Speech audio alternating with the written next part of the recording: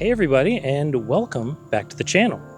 So this week, I want to talk a little bit about a wildlife photography contest that is going on right now as I record this video. Specifically, I'm talking about the third annual Wilder Photography Awards, which is a really cool competition that's hosted by other wildlife creators on YouTube. Jeremy Knipe, the founder of the contest and a fellow wildlife YouTuber himself, reached out and asked me to share a little bit about the contest and to see if I'd be interested in participating as well. In this video, I wanted to talk about images that I might be submitting, but first, I wanted to give my thoughts about imposter syndrome and about building up the courage and confidence to even enter into a photo contest, because I'll be honest, I think it's a little intimidating and I almost said no.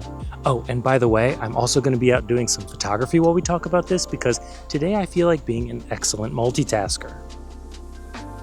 You see, there are days when I feel like a really good wildlife photographer, and there are days, many days, where frankly, I do not. And one thing about a wildlife photography contest is that it forces you to face yourself and ask the question, are my images even good enough to enter into a competition? I think it's easy for many of us to go a long time without actually facing this question, as we're just taking our photos and maybe sharing them with friends or family or on social media. And honestly, I never ask myself the question if my photos are good enough to enter into a competition because I'm not a competitive person and I don't do wildlife photography to win prizes or even to compete. The joy in wildlife photography for me is my experience with nature and the meditative aspect of it, as well as the memories that I create out in the field. On top of that, imposter syndrome is such a real thing. I actually Googled the definition so I'd get it just right, and basically it boils down to this summary I found on WebMD of all places. It says, imposter syndrome is when you doubt your own skills and successes because you feel like you're not talented or worthy as others believe, and you're scared that one day people are going to realize that. As you can probably imagine, as someone who makes YouTube videos about how to take wildlife photos that you love, it can be a tough pill to swallow, thinking that maybe my photos would maybe not be good enough for a contest like this, and just imposter syndrome elevates those worries. I mean, like what if I enter this contest and I find out I am a terrible photographer that has no business being on YouTube teaching anybody anything? It would just confirm my deepest, darkest imposter syndrome fears.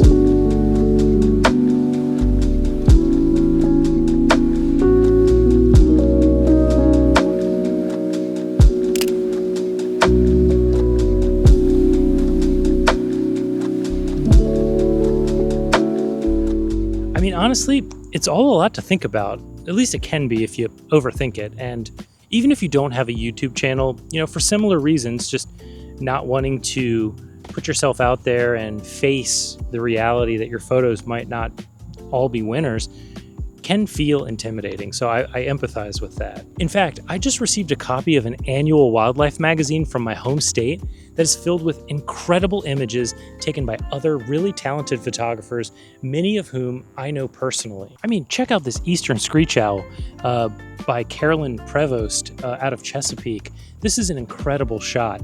I would just dream of getting a shot like this. And I feel like this is the kind of photo that I see and I look at my own photos and think, man, I don't think they stack up. And honestly, I can't help but look at these photos and be amazed at how incredible they are. And I know they say comparison is the thief of joy. And honestly, I think it's true in this case. The danger is going down the road of comparing my images to these and thinking mine aren't good enough, I shouldn't even try. But I think starting down that road of comparison just really isn't even helpful or needed, and indeed, in all likelihood, it's just going to steal away the joy of a hobby that I otherwise love.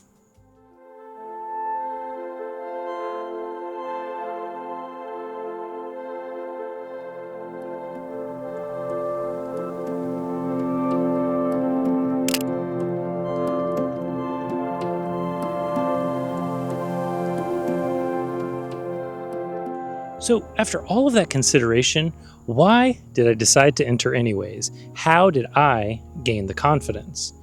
Well, I just remembered back to the reason I do this to begin with. I enjoy nature, I enjoy photography, I enjoy the meditation, and I enjoy the memories that I make. And I also enjoy teaching and sharing these things with others. And ultimately, winning or losing a contest like this does not take any of those things away. I literally have nothing to lose. On top of that, entering a contest like this is actually a really good way to get feedback and learn from other photographers and to grow in the craft.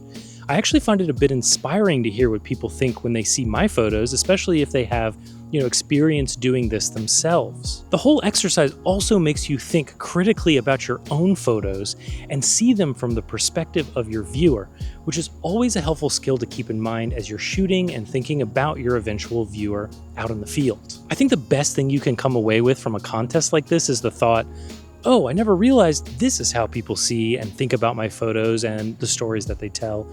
And I think that's helpful perspective, for any photographer to have. It's also fun at the end of the day to share your work with others and see the work that your peers are putting out there. It also doesn't hurt that there are cash prizes in this contest for the winners, including a chance at a $1,000 cash grand prize, and I think there are like $5,000 more in sponsored smaller awards that you could win. So again, what's there to lose? Okay, so with all of that out of the way, let's talk about what photos I'm thinking about entering and my thought process for picking them. I decided that I wanted to use the famous pie technique, which I'll link to a video where I talked about this about a year ago up above.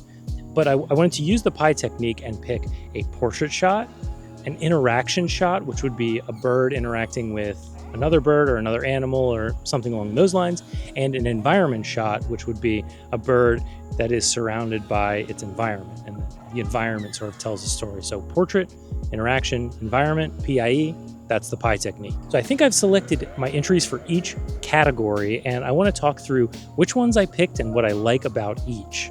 For the portrait, I'm actually torn between 3 images. The first is this great blue heron. I absolutely love the composition, the colors, and the details in the plumage.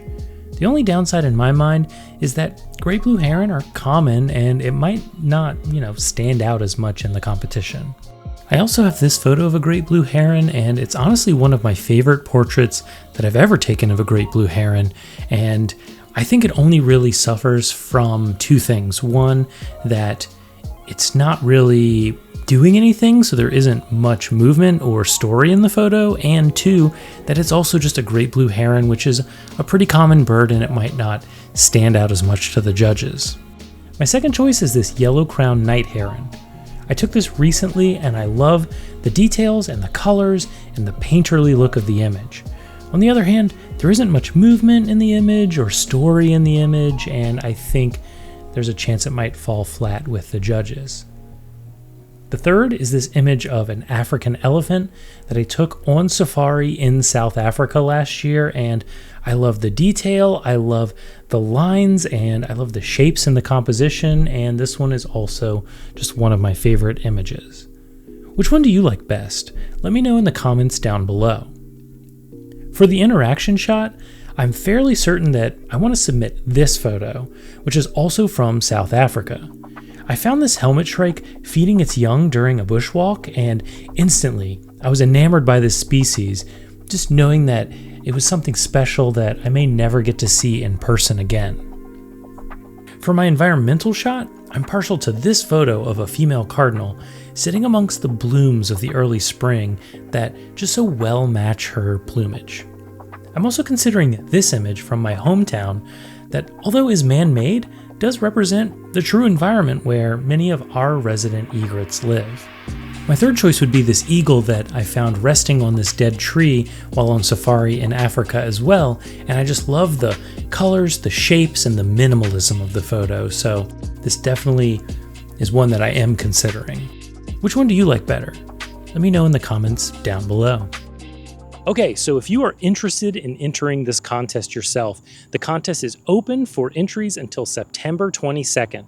I'll go ahead and leave a link in the description down below that should take you directly to the page where you can submit your photos. The contest is also unique in that it will be judged live on October 5th, and some of the judges include some names you might recognize like Evan Watts, Matt Shannon, and many more. All I can say is good luck out there, and please let me know in the comments down below if you're going to submit some photos so that I can look out for yours and I will root for them as well. Outside of that, I appreciate everybody for coming back and watching another video and for supporting the channel. I think I just hit 4,500 subscribers. Really, really happy to see that everybody keeps tuning in. So thank you so much. I will see you in the next one, and goodbye.